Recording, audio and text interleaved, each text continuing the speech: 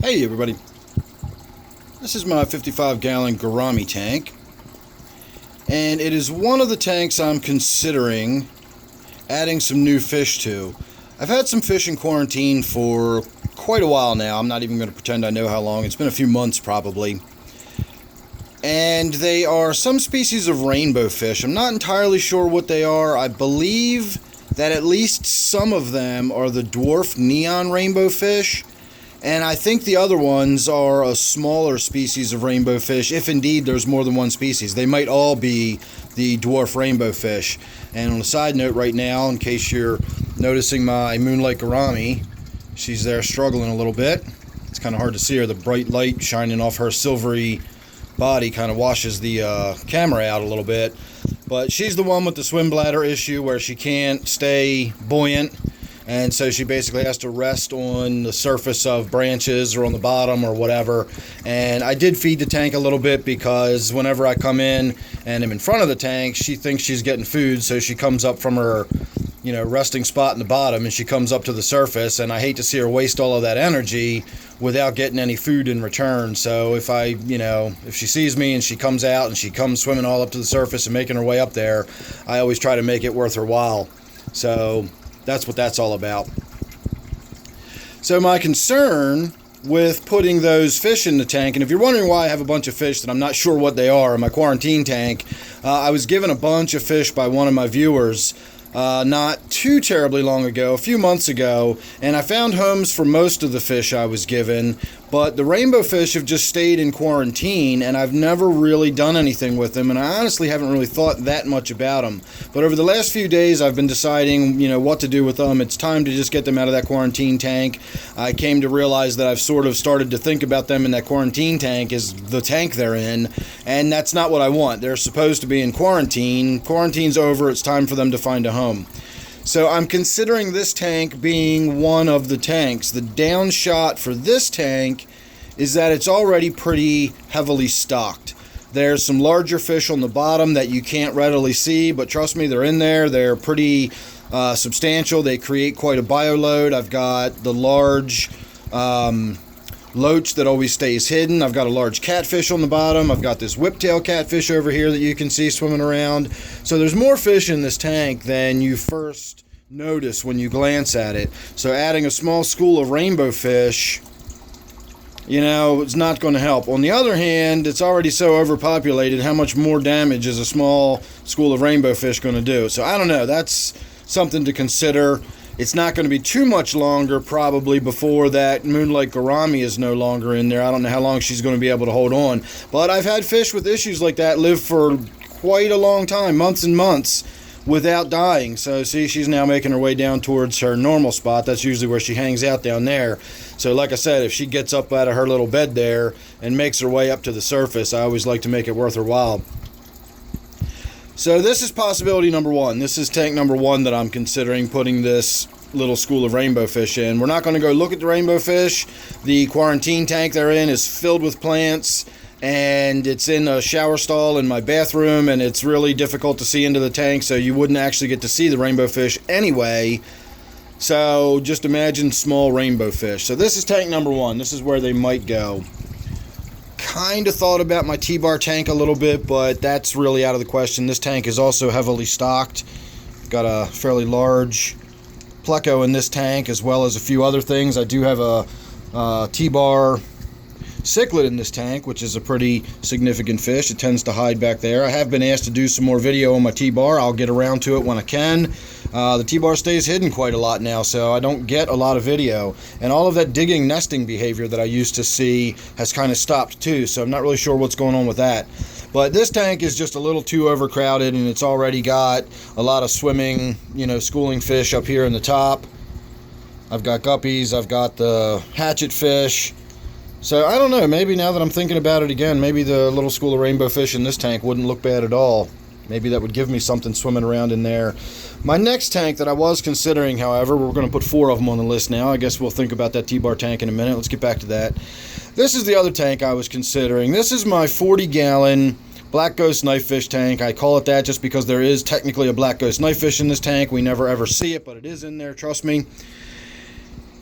And this is kind of a busy tank. This tank has a lot of little fish in it. I've got all those Serpay tetras, I've got the glow light tetras, I've got the Raspora hets, I've got the tiger barbs. I've only got a few of the barbs left. I think I've got 2 barbs left or 3 barbs left, something like that. I've got a bunch of little Corydoras on the bottom. I've got some rubber lips and stuff in here. This is a busy little tank. There's a lot of little fish going on in here. And another school of swimming, darting, dashing little fish, you know, darting around in the foliage there and darting in and out of the leaves with all the bright, pretty colors of a rainbow fish. I think that would look pretty good. I think that would look really nice in this tank. So this is where I'm leaning to. This is my first choice if I had to pick a spot. So we'll see. My native tank is definitely not a consideration, but since my other big old pleco is sitting right there, thought I'd get a little glimpse at that. And while I'm here, let's have a glimpse in. All of the eggs that were on the back of that rock back there are gone. So if you follow along with all my videos, you'll know my tilapia back there is female. She just laid a bunch of eggs, unfertilized of course. There's no male in the tank, so all of those eggs are now gone. That could very well be one of the culprits right there. So anyway, moving on. Let's not get stuck looking at this tank. My Gudgeon tank is completely out of the question. That Gudgeon right there will eat fish much, much bigger than you could expect a fish to eat other fish. So those little dwarf rainbows would just be very expensive snacks for this fish. I saw this fish while it was much, much smaller than this. If I can find the video, I'll attach a card right here. But I watched this fish eat some of these rainbow fish when I first got them. They were smaller than this, but they were still pretty significant in size when that fish gobbled them up. So this tank's having a bit of an algae explosion. I just removed a bunch of floating plants, and so there's tons of light in here again, and all of that light has spurred all of that algal growth on the front glass. But this is the other tank I was thinking about. I've already got rainbow fish in here. I've got Congo tetras, which are really brightly colored, although I gotta say these are the females back here and they don't have a whole lot of bright color on them. But I'm running low on males. There's one of the males. You can see the bright color on him.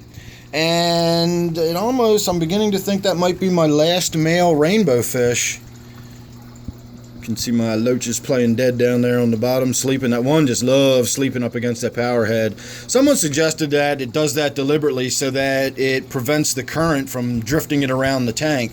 That is one of the things you'll notice when you see your loaches sleeping. They don't just lie on their side. You'll see them moving and drifting along in the current like they're dead. They're really unusual looking fish when they sleep.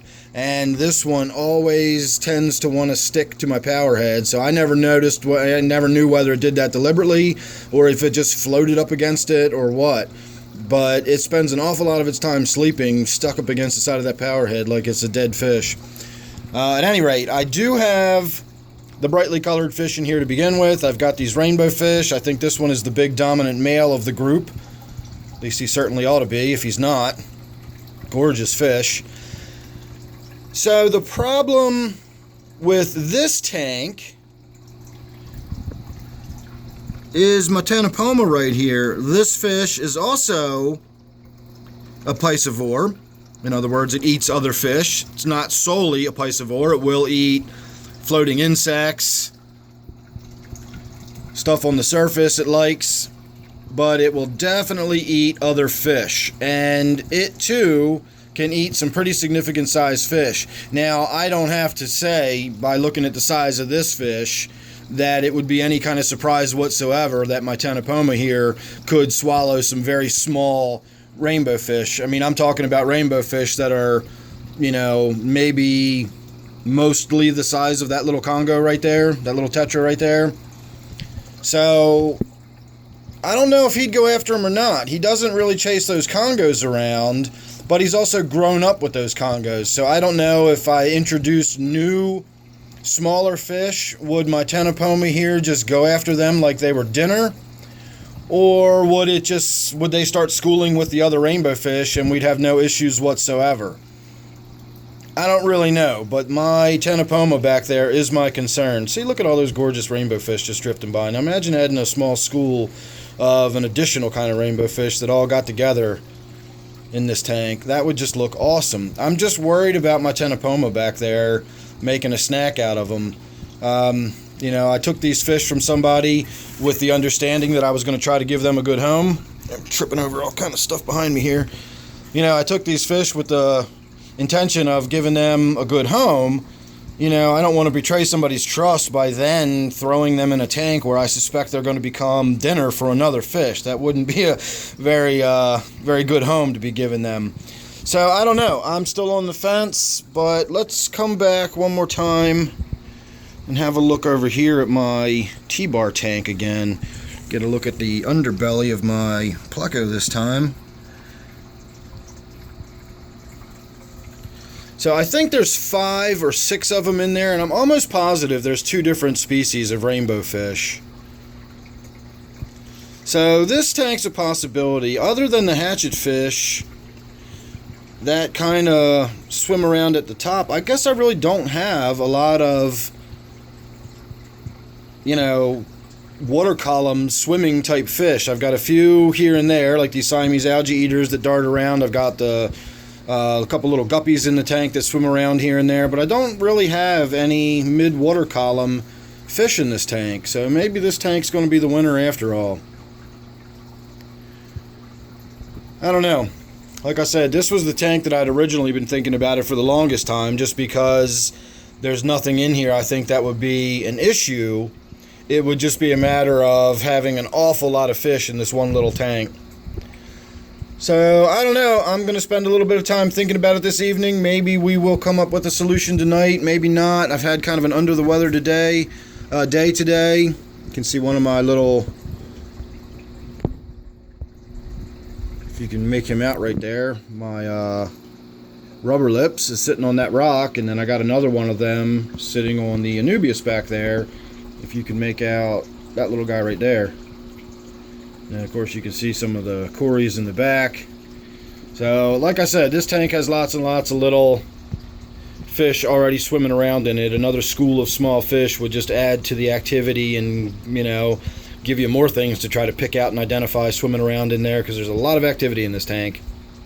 So as I said, I don't know if I'm going to get around to it tonight. I've been feeling a little under the weather today, and it's already after 8 o'clock, so probably not.